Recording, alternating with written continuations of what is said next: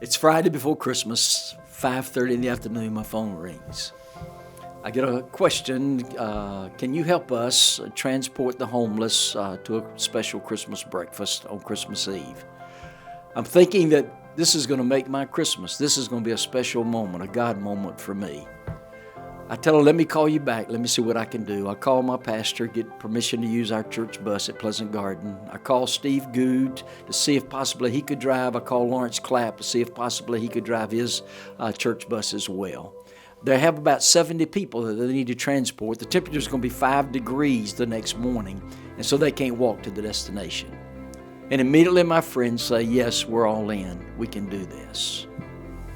When Michael called me, I was in the car with my son-in-law picking up supper, and he looked at me and said, well, I'm in.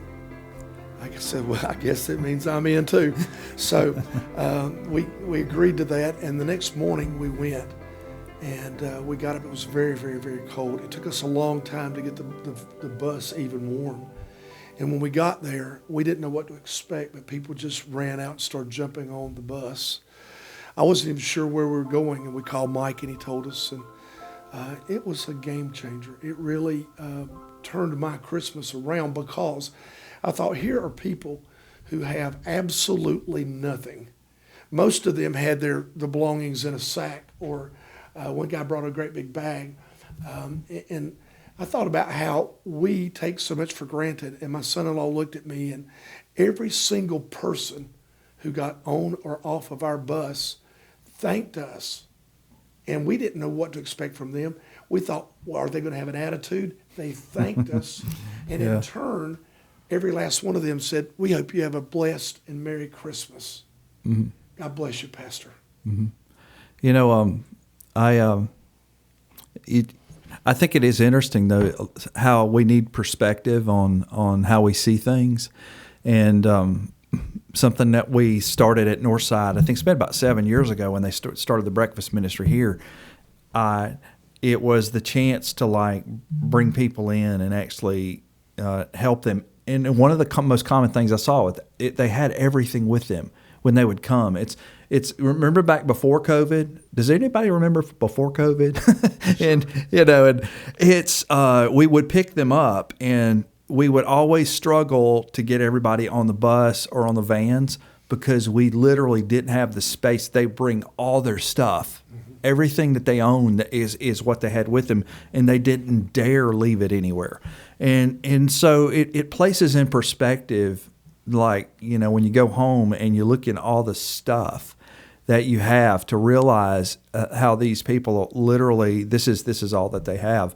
So the day that we picked up the homeless down at Interactive Resource Center, it really did bring perspective to that day, because it was a day. Gosh, what was the temp that day? 5. It was 5 degrees. I know, because my bus. I don't think our bus ever got warm. I don't think it never felt warm to me. And to think of just what they go to now. They have limits, or they have parameters by which they open up the doors to let them stay inside, and it's got to be very cold for them to do that. And so it just brings into perspective, when I go and turn the heat on 68 or 70 in my house, how whatever the temperature is outside at night is what they usually stay in. I think Christmas Eve was special in terms of them being able to stay there, but one of the verses, by the way, that brings to mind, the one that we always talk about here, is out of Matthew 25, where it talks about how I was hungry and you fed me and you did all these things. And then the ones that are looking at God and they're going, when did we do that? When did we ever do that? And then Jesus says, well, when you did it to the least of these, you've done it to me. And that's the perspective I think I see when I think about the way that we need to reach out to the homeless. And I pray, what I'm praying is that more people get on board and that want to volunteer and be a part of these ministries. What came to my mind when they started getting on the bus I was driving was back in the day, we used to be a housing facility to house 24 of them during the 4 months of coldness. And I learned then a whole new understanding. Every one of them had a story, and every one of them is precious in the sight of God. Yeah. And I want to make sure I never forget that. Yeah. And I'm so thankful there were several churches that came together even to provide the breakfast, several ministries. And you saw such a heart to care, and also the gospel was front and center of all of it. Mm-hmm. And I think for me, Steve, I had the privilege to get one-on-one with those guys and begin to hear their story and talk to them and hear what was going on. And there was a real genuineness in them. There was no facade in front of them. They didn't try to tell me what they thought I wanted to hear. They told me who they were and what was going on. Interestingly enough, I knew one of the men, the guy that rode with you, and we began to talk about some of his family members. I had part in one of his aunt's funerals, and it was just a blessing to be able to hear people be so positive who were so far down on their luck. Mm-hmm.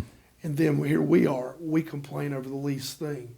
So it brought home the reality that if it weren't for the grace of God, every last one of us could be in that situation.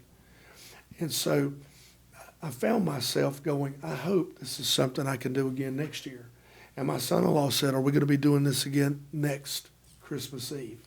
Mm-hmm. I do hope that more would even come on board, because what I love too is this was a cross-denominational event. It's just like a bunch of us getting together, whether it be the church that hosted it, but how it brought us all together.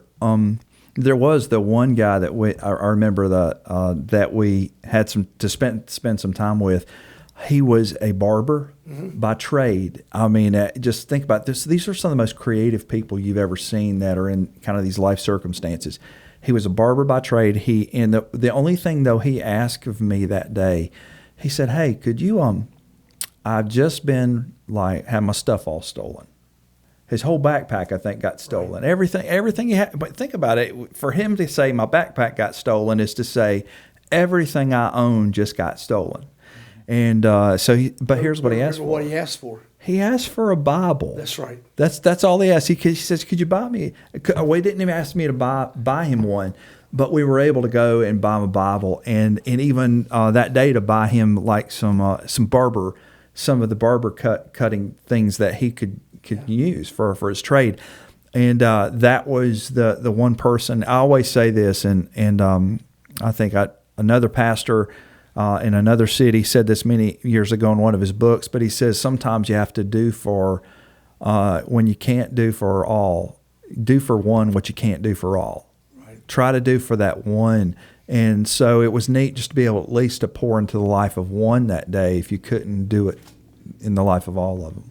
And I was surprised also how many of the people who were actually from other churches who had been a part of our church at some point, and they came up and identified themselves again and said, "Hey, you taught us about mission and ministry, and here we are serving. We're in this church or that church." And it really brought a kind of a warmth to my heart that our church is a sending church and we're a going church. My biggest word, I think, two words, I hope our churches will stay in the mode of, and that's we're doing churches and we're becoming churches. That's right.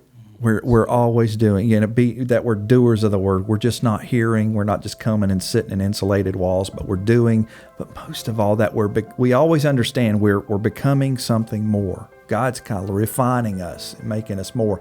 And all it takes is that one step to reach out to others like this. And on that day, it was not different churches. When I asked people what church they went to, it didn't really matter. What mattered was it was Christians coming together to serve a need in our community. Yeah. And the people that we served were so appreciative. And we were giving love, which is the greatest gift you can give, God's love to others. That's right. Absolutely. That's the biggest piece of this, I think, Todd. But if our sending verse today, and the more I look at it, is just is Matthew 25, just Matthew 25, where it's all about knowing that the littlest of things that we do for the least are the things that we're doing for Christ. And I think that's the biggest piece of hope. And I just hope more people, more churches get involved. And next year, maybe you will have double the churches we had this year. Oh, that would be great. That would be super. I wish that others could experience the blessing that you receive thinking you're going to be serving somebody, but you actually get served. Yeah, So that was cool. it was. Yeah.